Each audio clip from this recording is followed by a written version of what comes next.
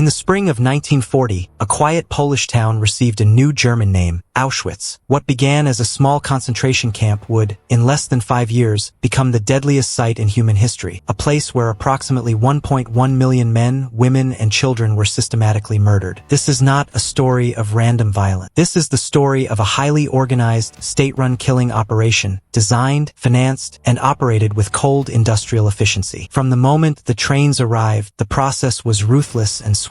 Most people were killed within 1 hour of stepping onto the platform. No questions, no explanations, no chance to say goodbye. The elderly, the young children, the sick, and pregnant women were usually sent directly to their deaths. Those selected for temporary survival were stripped, shaved, tattooed with a number, and forced into slave labor, medical experiments, or brutal punishment detailed. Day after day, the crematoria ovens burned without stopping. When they could no longer keep up with the volume, open pits were dug and bodies were burned in the open air. The killing machine ran with terrifying regularity. Auschwitz was never an accident or an excess. It was official Nazi policy, planned at the highest levels of the German government, with clear chains of command, budgets, and precise orders. At the center of this operation stood one man, Rudolf Höss, the commandant of Auschwitz. On April 30th, 1940, 39-year-old SS Captain Rudolf Höss arrived to take command. There was almost nothing there yet, just a cluster of decaying brick barracks once used by the Polish army, surrounded by muddy, swampy ground and a damp, unhealthy climate. Höss did not look like a monster. American prosecutors at Nuremberg described him as ordinary, the kind of man you might see behind the counter of a small grocery store. Many prisoners who encountered him said he appeared calm, quiet, and controlled. Yet this ordinary-looking officer would oversee the murder of more than 1 million people. Before coming to Auschwitz, Höss had spent years at Dachau, the Nazis' first concentration camp. There he learned the system, how to break prisoners physically and psychologically. He mastered the use of kapos, prisoner overseers given power to beat and terrorize their fellow inmates to meet impossible work quotas. When Heinrich Himmler personally assigned him to build and run Auschwitz, Höss saw it as a great honor and responsibility. At first, the camp was intended mainly to imprison and intimidate the Polish population as the Nazis began their ethnic reorganization of occupied Poland. Death rates were already extremely high. Of the first roughly 20,000 Polish prisoners sent there, more than half had died by the beginning of 1942. But history took a far darker turn in 1941. After the German invasion of the Soviet Union in June 1941, Nazi policy toward the Jews shifted from persecution to systematic extermination. Mobile killing squads began mass shootings across Eastern Europe, but these methods proved psychologically difficult even for some SS men. The search began for a faster, more efficient, and less disturbing way to carry out mass murder. In the summer of 1941, Rudolf Höss learned about Zyklon B, a powerful pesticide already in use at the camp to kill lice. He realized it could be used on humans as well. The first experimental gassing took place in September 1941 in the basement of Block 11. Soviet prisoners of war and sick Polish inmates were locked inside. The test was declared successful. By December 1941, the order for the final solution had been given. Auschwitz would soon become the central killing center for the Nazi regime's plan to murder the entire Jewish population of Europe. A new, much larger camp was built a few kilometers away in the birch woods the Poles called Brzezinka, known to the Germans as Birkenau. What started as a camp for Soviet prisoners of war quickly evolved into the heart of the extermination operation. By late 1942, Auschwitz had grown into a vast complex of 3 main camps. Auschwitz I, the original administrative center. Auschwitz II Birkenau, the main extermination site. Auschwitz III Monowitz, the forced labor camp serving the nearby IG Farben factory. What had once been a handful of rundown barracks had become one of the most sophisticated and deadly killing machines ever created. And at the center of it all was Rudolf Höss, the calm, efficient officer who turned a muddy field in southern Poland into the graveyard of 1.1 million souls. This was only the beginning. The journey to Auschwitz often began days, sometimes weeks earlier, in crowded cattle cars across Europe. Jewish families from Poland, Hungary, the Netherlands, France, and beyond were told they were being resettled for work in the East. They were given just a few hours to pack one suitcase with their most valuable belongings and warm clothes. It was a cruel deception. Most would never see those possessions again. Inside the sealed wagons, conditions were unbearable. Up to 100 people were crammed together with almost no air, no water, and only a single bucket for sanitation. The heat in summer was suffocating. In winter, the cold was deadly. Many elderly passengers and small children did not survive the journey. Their bodies remained among the living until the train finally finally stopped. When the doors finally slid open at the Auschwitz ramp, the prisoners stumbled out into blinding light and chaos. Men were immediately separated from women and children. In those first terrifying moments, families were torn apart forever. What followed was one of the most infamous parts of the Auschwitz killing process, the selection on the ramp. SS doctors, including the notorious Dr. Joseph Mengele, stood on the platform. With a simple motion of the hand or a flick of the finger, they decided who would live and who would die. It took only a few seconds per person. Those sent to the right were registered as prisoners, given a number, and assigned to forced labor. Those sent to the left, the elderly, the very young, the visibly weak, pregnant women, and mothers carrying small children, were told they were going for a shower and disinfection after their long journey. Most had no idea what awaited them. The deception was carefully maintained. Signs pointed to bath and disinfection. Loudspeakers sometimes played calm music. The path to the gas chambers was lined with trees and flower beds to create a false sense of normalcy. Many victims walked calmly, believing they would soon be able to wash and reunite with their families. In reality, they were being led to the gas chambers of Birkenau. The gas chambers themselves were the ultimate expression of industrialized murder. What began with crude experiments in 1941 evolved into 4 massive crematoria complexes built in 1943. These buildings were designed like factories with one-way flow, undressing rooms, gas chambers disguised as shower rooms, and large cremation ovens upstairs or at ground level. Victims were told to undress for a delousing shower. Their clothes were taken away, supposedly to be returned later. Once inside the chamber, the heavy doors were sealed. SS personnel climbed onto the roof and dropped pellets of Zyklon B through special vent. The pellets released deadly hydrogen cyanide gas when exposed to air. In the crowded, warm conditions, death came within minutes. Those closest to the vents died almost immediately. Others suffocated more slowly, clawing at the walls and door in their final moments. Witnesses later described hearing the muffled screams that gradually faded into silence. After 20 to 30 minutes, powerful ventilation systems cleared the gas. Special prisoner work details, known as the Sonderkommando, were forced to enter the chambers wearing gas masks. Their horrific task was to remove the bodies, cut the hair of the women, extract gold teeth and any hidden valuables, and then load the corpses into the cremation ovens. Each of the large crematoria could theoretically handle more than 1,000 bodies per day. During the height of the Hungarian deportations in 1944, the killing reached an almost unimaginable pace. On some days, over 10,000 people were murdered and cremated. When the ovens could not keep up, bodies were burned in huge open pits behind the crematoria, sending thick columns of smoke high into the sky. The entire system was engineered for maximum efficiency and minimum cost. The Nazis even found ways to profit from the dead. Women's hair was collected and sent to German factories to be turned into felt and textile. Gold from teeth was melted down and deposited in the Reichsbank. Even the ashes were sometimes used as fertilizer on nearby SS farms. This was not random cruelty. It was a meticulously planned industrial process from the railway ramp through the deception, the gassing, the body disposal, and the recycling of remains, all functioning with the precision of a modern factory. Yet, behind the cold machinery stood individual human beings making conscious choices every single day. SS doctors decided life and death with a gesture. Guards maintained order. Engineers designed the buildings. Chemists supplied the gas. And thousands of ordinary Germans and their collaborators carried out the orders, knowing exactly what they were doing. Rudolf Haas later admitted during his interrogation that he never questioned the orders. To him and many others in the SS, the victims were not seen as human beings at all, but as enemies of the state that had to be eliminated as efficiently as possible. By the time the Hungarian Jews arrived in the spring and summer of 1944, the Auschwitz death machine had reached its most terrible peak. Trains rolled onto the ramp almost continuously. The selections became even more rushed. The gas chambers and crematoria worked around the clock. What had started as a small quarantine camp in 1940 had become the central site of the Nazi final solution, a place where over 1 million lives were extinguished in a coldly calculated system of mass murder. And still, the horror was not limited to the gas chambers alone. While the gas chambers operated with mechanical precision, another layer of horror unfolded inside Auschwitz that was far more personal and sadistic. Here, the suffering was not anonymous and industrial. It was intimate, prolonged, and deliberately cruel, carried out by educated men who had sworn an oath to heal. At the center of this nightmare stood Dr. Joseph Mengele, the man the prisoners came to call the Angel of Death. Mengele arrived at Auschwitz in 1943, just as the new crematoria were being completed and the camp entered its most murderous phase. He saw the endless supply of human beings as the perfect opportunity to advance his twisted research on genetics and heredity. Unlike the gas chambers, where death came quickly, Mengele's victims often suffered for weeks or months. He had a particular obsession with twins. Whenever new transports arrived, Mengele would personally walk along the lines, searching for twins, especially children. When he found them, he would pull them out with an almost gentle smile, sometimes offering them candy to keep them calm. Many of the youngest ones began calling him Uncle Mengele. What followed was anything but kind. Mengele subjected these children to endless measurements, blood draws, and painful injections. He injected dyes into their eyes to see if he could turn brown eyes blue. He performed unnecessary surgeries without anesthesia. When one twin died from disease, infection, or the experiments themselves, Mengele would often kill the other immediately with a lethal injection to the heart so he could perform comparative autopsy. In his notes, he coldly recorded that both children had died simultaneously by chance. His experiments went even further into madness. He tried to surgically sew children together to create artificial conjoined twins. He infected prisoners with typhus, tuberculosis, and malaria just to study the progression of the diseases. He froze people in ice water or left them naked in the snow for hours to test the limits of human endurance, all in the name of helping German pilots who might crash in the North Sea. Other SS doctors were just as monstrous. Dr. Karl Klauberg forced hundreds of Jewish and Roma women to endure agonizing sterilization experiments. Without anesthesia, he injected harsh chemicals directly into their cervixes, causing severe burns, infections, and often death. His goal was to find a cheap, fast way to stop inferior races from reproducing. Dr. Horst Schumann used powerful X-rays on men and women to burn and destroy their reproductive organs, then often removed the damaged organs for study. Many victims died in terrible pain or were sent straight to the gas chambers when they became too weak to work. Beyond the medical block, Auschwitz operated a parallel system of terror designed to break the human spirit long before death. Block 11, known throughout the camp as the Death Block, was a prison within the prison. Here, inmates suffered punishments that went far beyond simple execution. Prisoners were hung from their wrists with their arms twisted behind their backs until their shoulders dislocated and their bodies went numb. In winter, guards pressed their heads against red-hot stoves, leaving permanent scars and blindness. Some were locked in tiny standing cells where